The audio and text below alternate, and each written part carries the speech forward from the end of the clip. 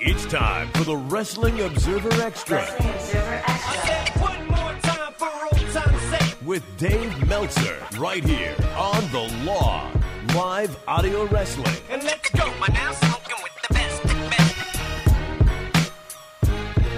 Welcome back. It is hour 2 of The Law Live Audio Wrestling, and you heard the big man's voice, and it is time to chat with the editor of the Wrestling Observer newsletter, Dave Meltzer. Welcome to the show. How you doing, Dave? I'm doing really good. Great. Let's start things off here, though, on a bit of a sad note. I mean, it's the way that we started off our week. Yeah. Especially here in Canada, covered by all of the media. And that is the fact that Bret Hart posted on his Facebook. He's been diagnosed with prostate cancer. And I mean, Dave, looking back at what Bret has gone through over the past just over a decade, the last 15 years, I mean, it's been the stroke, so many deaths in the family, the knee injuries recently, and now prostate cancer. It's such a hard go for Bret. But I'm guessing because he's been under so much medical care, they've caught this very early. Mm-hmm. My impression is they caught it early. Which is good because prostate cancer caught early isn't as bad as some other cancers, but it's still cancer. And I even when I tell people it's not terrible, but it's like you don't want to make like it's a walk in the park because it's absolutely not. Have you heard any details, Dave, on how they're going to proceed? I mean, he was actually at the house show visiting in Calgary, right? I heard that. Yeah. I don't know. I don't know actually what the next step is. I believe that he's having surgery or had surgery. I'm not sure which. It would be hard to believe that because we were just talking about it would be hard to believe that he had surgery not and yet. was able to go to that house show, right? If he had surgery, I doubt he would be out. Right. Yeah. So maybe he's having surgery soon. I know that he was the word, and I think it was in his Facebook post that he was talking about surgery, and that's the only thing that I've really heard. All right. Well, we'll definitely keep an ear to that, and of course, we wish Bret all the best. Of course, yes. Another sad note that started our week: Axl Rotten passed away. Now, this gentleman had been dealing with severe health problems recently, confined to a wheelchair.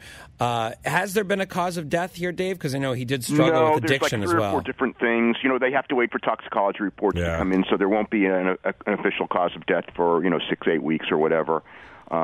Such a sad one, though. So young. I mean, 44 years old. And, I think we're going to start seeing some of the casualties from that extreme, ECW style there. We really have. We really have. If you look at that roster from Mike Awesome to Candido to both, the Public Enemy, both of them, there's a lot more. There's a lot of people from that era that, had a real tough go. The Pitbull. So, yeah, he was out of the wheelchair and he was walking he'd gotten to where he could at least walk with a cane. I do know that. But he was having a real rough go. And actually, he had a really rough time. I've heard he wasn't that bad in the last week from one of his really good friends, but they said that like in December he was in terrible shape because of the death of Hack Myers, because I guess they were very close. Oh, wow. Well, it was interesting because Jericho had just had him on his podcast about, 5 or 6 months ago, and everything sounded really good when he was talking with Jericho, like he had kicked the habit. And you never kick the habit. Well, that's yeah. I mean, that's the situation. I think he was saying basically the same thing, that you're always fighting the habit, and he had mostly gotten clean, but yeah, he definitely relapsed in December. Right. But I think the thought was he was over it, and I don't know if it may have had nothing to do with his death. It may have had everything to do with his death. I just don't know. Well, we will find that out, toxicology reports and such. One more medical thing to touch on here. The reason why Bo Dallas and Bray Wyatt were not on Raw was because Blackjack Mulligan is also in poor health. Of course, the grandfather of both of those individuals. Is there any update in regards to the health of Blackjack Mulligan? Nothing, but Bray Wyatt did go on the road this weekend. They all flew home from television on Monday. And, that sounded like a really bad sign, obviously, with both of them and Mike Rotunda as well, who's his son-in-law. But when Bray was on the road, I don't know if I don't want to say that's a good sign because but he was on the road. He is on the road. Bo Dallas was not on the road this weekend, so I don't know if he's going to be in Seattle tomorrow night or not. But Bray, I expect, will be unless maybe things get really bad in a hurry, and then he may have to go back. Well, and Blackjack has been in. I mean, this is not a new story. I mean, Blackjack has been in ill health for quite a while now. He's been in bad health for a long time. He had like a heart attack. There was, remember, even it felt like a couple of months ago where he was touch and go a couple of months ago. And I'm presuming that was the only, I'm presuming that was the same thing this last week, and hopefully the fact that we didn't hear anything after Tuesday is that maybe things, and again, Bray being on the road, maybe that's good news, but I don't know. Right. So to segue over, with Bray being on the road, we expect him at Raw tomorrow night. Brock Lesnar's booked at Raw tomorrow night. Do you foresee an interaction between these two, or is that just going to be left alone perhaps till the pay-per-view or thereafter? I don't know. Obviously I don't know, but I think that I would think it's a tough one. They could do something subtle. I mean, I would think that if they're going to do something, they're not. I can't see them doing something overt until the night of the pay-per-view, because it almost gives it away too much. But as far as like a subtle thing this week or a subtle thing on the go-home show, let's see, the go-home would be. I don't even know which week, but I know he's in Ontario for SmackDown, but I think he's not on Raw next week. I think he's only doing SmackDown next week, which is interesting. Yeah. But I expect little seeds, but probably his interaction is going to be. You always get that feeling they're going to do this three-way thing, and then because Ambrose was laid out, so maybe this week Roman or Brock will be laid out, and then the week after the other one will be laid out. That's kind of like how they do their angles a lot of the time. Interesting. Do we have any idea what's going to happen though with this? It's just I don't know. We have all this stuff with like the Big Show this week. Was that just to fill in because Wyatt couldn't be there? Like the other family members were feuding with Show this week. Yeah, I think that like Show and Kane and Ryback are probably doing something with the other family members in some form, whether it's a TV program or whether that'll be a 6-man on the pay-per-view. I don't know. Right. But, I don't think that. And again, Bray could be involved as well. Maybe it's Bray will beat one of them to kind of keep Bray strong, because they're definitely pushing Bray and Braun Strowman right now pretty hard. Mm-hmm. Either the whole Wyatt family or Bray himself. It looks like that they'll have an involvement in that three-way as far as the main event on the pay-per-view. Tomorrow night, Raw in Seattle. Daniel Bryan is apparently going to be there, coming fresh off his Tide commercial tonight. Have you seen the Tide commercial, Dave? I saw the Tide commercial. Small but mighty. I just saw the Tide commercial like 20 minutes ago. So small but mighty Daniel Bryan. I'm sure AJ's furious because that's his gimmick now, from what I learned this week. Yeah, that's what it seems like. Daniel Bryan on Raw tomorrow night. Any word, any hint in regards to what he may be doing? Every time he seems to show up, something gets disrupted. Yeah. People are going to hate Roman Reigns even more if you put this man on television. Well, it's a reminder of what the wrestling fan is missing by putting him on television. I really question doing this, no matter what the role is. Yeah, I agree. Well, maybe it's something that they have to do. I don't know.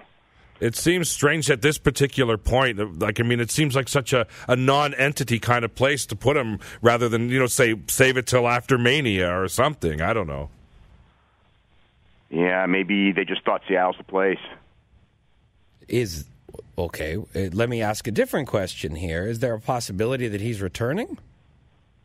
Returning to wrestle? Yes. I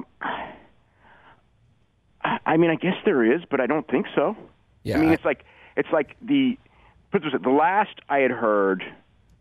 I shouldn't even say that, but the last that he had been told, and this is before the Royal Rumble. Now, what I can say is he's been through more tests since then, but I don't know exactly what happened in those tests. But before the Royal Rumble and his last set of tests, I do know that it was pretty much like, I don't want to say 100%, but it was like 95% that he wasn't coming back. He wanted to come back at that point in time. That I think he made that clear. But they didn't, Joseph Maroon wasn't going to clear him, Dr. Maroon. Now, again, he did have tests done since then, and that could change the game in some way. So, maybe this could be the beginning. Maybe they've finally decided, and they're setting something up so he debuts at Mania or something, or comes back at Mania, or they add something like that. It's hard for me to believe that but it's like I said, it's that's up to Dr. Maroon, and he was pretty adamant about not clearing him. But Vince was pretty adamant, but he didn't say 100%. I think Vince was like, well, maybe, but the maybe was a very small maybe. I mean, but the thing is that they have that huge stadium to fill for Mania, and it's certainly an attraction that would interest people is the return of Daniel Bryan. Yeah, I don't think they would clear him to. I don't think they would clear him to wrestle to just for a Mania match or anything like that. I just don't see that. I think that, of course, could he perform in some form? Absolutely. I mean, without doubt, could he be like a special referee or something on that show? He would. Yeah, for sure. I don't think the crowd would like that. No, I think that would be a tough. It's a real tough situation. Yeah. But like if he's cleared, he's going to be cleared to wrestle. Period. It's not going to be like, well, he's going to do one match. It's like he's either never going to wrestle again or he's going to be back wrestling again. It's not. It's not like, well, he's going to do a retirement match or he'll just do Mania and he'll work an Undertaker schedule. That's not happening. He's either going to wrestle or he's not, and that decision's probably, I would venture to say that decision has been made already, and maybe tomorrow has something to do with that. Maybe not. I don't know. If Daniel Bryan is on that card, even in a non-wrestling capacity, he steals the spotlight, I feel, and would just make fans remember what they're not getting. I think it's very dangerous. It's really tricky, isn't it? Yeah. Well, yeah, especially if that's the idea tomorrow is to introduce him in some sort of role, a non-wrestling role. I just don't think fans are going to take to that at all. Maybe he's just there to hang out with Brie, guys. We don't know. Anyhow, let's continue on. Someone else's status of Finn Balor is up in the air at the moment. It was an injury sustained while coming off the top rope and double foot stomp in a match with Samoa Joe. What is the status on Finn, Dave? Have you heard anything? The original diagnosis from I guess it was Friday night is a sprained ankle, and they didn't think it was that bad. So he was out on the last night's show in Indianapolis. He was out, and I don't know if you heard, but he was doing the big ring entrance thing, and he was raising his arm, and he lost his balance and fell down, which was not part of the show.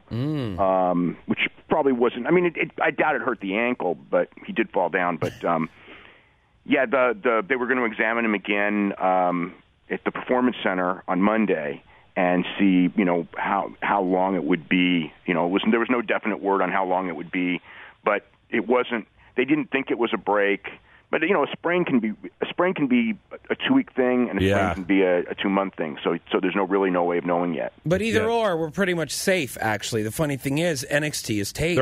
That's right. So you're going to have Finn on there, and really, he can do nothing for 2 months and still be ready to go for that show before WrestleMania. Yeah, I don't. The way it was expressed to me, nobody was that nervous about the WrestleMania thing. The match with the match with Joe at the WrestleMania show. But if he has to take 6 weeks off or whatever it is, the fact is you're right. They got everything taped for television, and if he's just missing house shows, I mean, that's not really that bad of a deal right now. It's he can survive that, and they're going to do fine at those shows anyway. And one more question, Dave: will we ever have a healthy League of Nations? Yeah, really. Because it seems like one guy gets better, or one guy can come and then another guy disappears. I haven't seen all 4 of them together, I think, in weeks. Yeah, well, Barrett can't do any contact, or at least he wasn't able to as of last week. Del Rio returned on Tuesday, so his thing was only out for about 9 days. And Sheamus hasn't been around at all. But his thing wasn't. The impression was that he may still be back on TV pretty soon, even though he may not be wrestling so soon. Which is the same situation as Barrett, maybe. Yeah. For a week there, the only one that was healthy was Rusev, and he'd gotten hurt, a couple weeks earlier too. The League of Injuries. All right, so let's get away from WWE. Just we got to do this quickly, Dave. But I wanted to touch on this. AAA has been a lot of developments there with Rey and Konnan. Rey debuted on Lucha Underground this week. We know that's all taped. Konnan no longer booking AAA, and Rey is apparently not going back there. What's going on with AAA? It's with Rey, it's a money issue. Okay. With Konnan, everything that I can gather is that there's been, they've decided. One of the issues that's there is the peso, and this is actually the same thing that happened in like '95. Because if you guys from '92 to '94, AAA was like awesome, And they had, like, that's when they had Eddie Guerrero and Art Barr and people like that, and they would bring in Americans like Jake. And, what happened was then in one brief period at the end of 94, the peso went down to 10% of what it was. And because of that, all of a sudden, the cost of bringing in Americans just went way down. Plus, the other thing was the Mexicans, and this is what ended up happening, is they could all go to WCW. And even if they made $60,000 a year, $60,000 in U.S. money was so much in Mexico that it was more than they could make working a full schedule in Mexico. So you had all those guys sign with WCW, and they hated it, but they were making more money than they could have made in Mexico. And now we had a peso drop, so the cost of bringing in the foreigners, like the Johnny Mundo, Brian Cage, those kind of guys, is way, way up. So they're not bringing those guys in. I think Konnan was very negative on that, Ray being another one, obviously. So when Ray and Konnan are super tight. So, but yeah, they are decided to go with, using their native stars, and they pretty much, they were doing the booking, the Roldans were doing the booking themselves for a lot of the time, and Konnan was pretty much working as an agent, and it was, the fuse was getting short, and I think that with Ray, the problems with Ray made it worse because, Konnan probably had a hand in getting Ray to leave WWE for AAA with the idea that he was going to be like the big star, and he would, the whole thing. A year ago, AAA looked like they were just going to go through the roof. They were going to have Ray Alberto, Mysticis, and Perro as the big four. Now they have none. And they were going to just explode, and then Lucha Underground would have them and everything. And it just everything went haywire. And I think this is all part of that falling out. Was like it didn't happen. All right. We have to get out of here quick, Dave. We just wanted to get that story in. We look forward to following all that in the Wrestling Observer. I'm sure you have a big story on that, and we'll chat with you next week at this very same time. Okay, have a great week. You too. Dave Meltzer, WrestlingObserver.com is where to find his fine work.